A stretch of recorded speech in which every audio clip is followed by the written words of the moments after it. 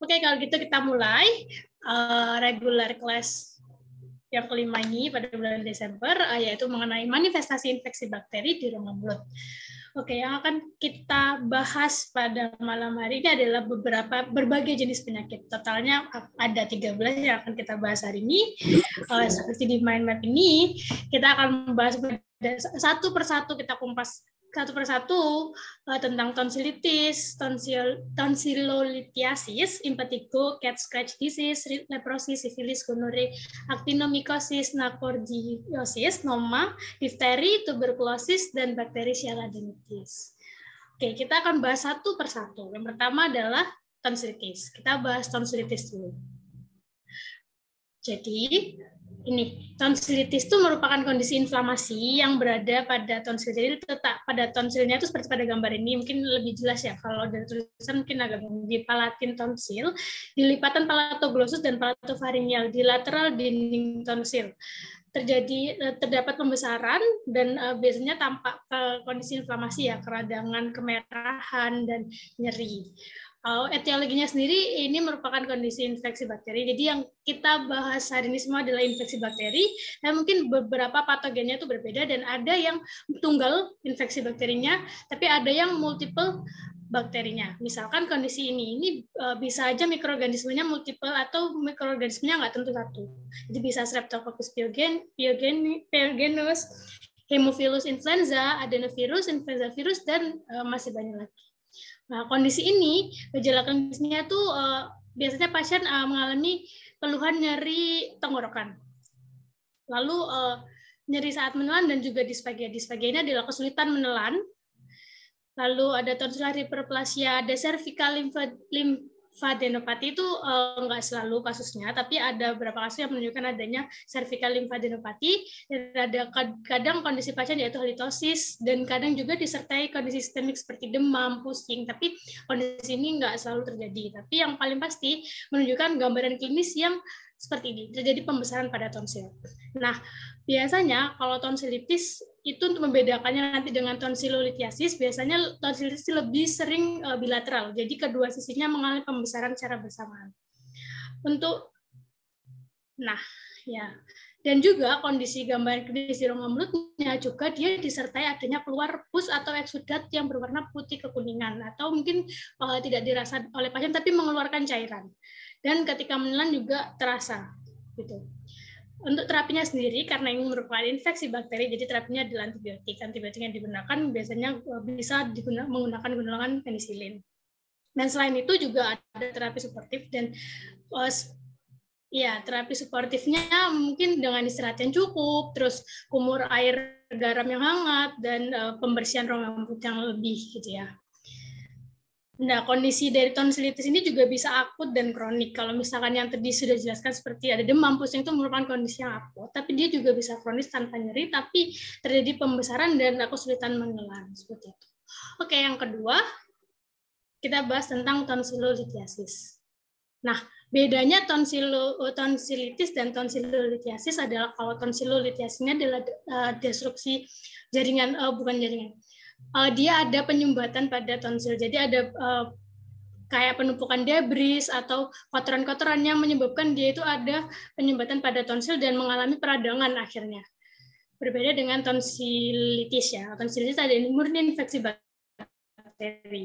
Sedangkan tonsillolithiasis ini infeksi bakteri tapi diawali dengan adanya penumpukan makanan dan lain-lain. Nah, dari gambaran radio ronsennya pun dia tampak ada seperti gambaran radio pak. Banyak ini yang seperti saya tunjuk ini, yang tumpang tindih di daerah ramus mandibula. Nah, untuk tonsilitis itu tidak ada gambaran seperti ini. Nah, untuk gambaran klinisnya ada massa putih kekuningan dengan palpasi yang keras. Oke. Nah, tonsillolithiasis ini bisa juga membesar, dan bedanya juga dengan tonsilitis, tadi kan kalau tonsilitis bilateral membesarnya secara bersamaan, sedangkan tonsillolithiasis ini tergantung, bisa bilateral, bisa unilateral juga. Tapi kalau misalnya bilateral pun nggak yang simetris seperti tonsilitis kadang.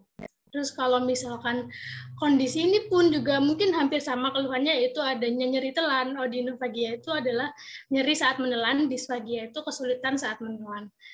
Ada mati rasa juga, ada kondisi halitosis juga yang bisa terjadi, terus juga ada mungkin batuk dan ya hambatan nafas biasanya bisa jadi pada kondisi ini. Nah, ini seperti yang tadi saya jelaskan untuk panoramiknya ya, ada gambaran radiopak, titik-titik itu, ini merupakan massa yang ada di dalam tonsilnya sendiri. Jadi pada gambar radiografinya tampaknya tumpang tindih pada area ramus mandibula. Perawatannya sebenarnya dia bisa sembuh sendiri, tapi kalau misalkan hanya dengan perawatan sportif, dengan misalkan tadi seperti istirahat yang cukup, terus kumur air garam, pembersihan oral hygiene yang bagus. Tapi kalau misalkan dia ada keluhan yang sangat berlebih, biasanya bisa dilakukan pemberian perawatan antibiotik juga. Lalu selain itu juga karena ini adalah penumpukan massa yang besar, dia juga bisa mengganggu penyumbatan, sehingga kalau misalkan ada tanpa ada massa yang superficial stone atau massa yang tampak di superficial, itu bisa dilakukan perawatan enukleasi atau pengambilan dari massa itu sendiri. Sedangkan kalau misalkan terdapat gambaran massa yang dalam yang tidak tampak, ini kan seperti ini kan ada tampak ya, ini superficial, tapi kalau misalkan dalam, dia biasanya bisa perawatan tonsilektomi atau pengangkatan tonsil. Oke, yang selanjutnya adalah kondisi impetigo. Impetigo. Impetigo ini disebabkan oleh infeksi bakteri Staphylococcus aureus atau Staphylococcus pyogenicum. Ya, untuk faktor predisposisinya ada, bisa jadi karena trauma, bisa jadi karena dia punya riwayat dermatitis sebelumnya yang menyebabkan kondisi ini timbul pada area kulit, terus juga bisa karena adanya gigitan serangga, atau kebersihan rongga mulut yang rendah, lalu kondisi lingkungan juga dapat berpengaruh seperti cuaca lingkungan yang panas dan lembab, sehingga ya lingkungannya kurang baik dan meningkatkan pertumbuhan mikroorganisme dengan baik.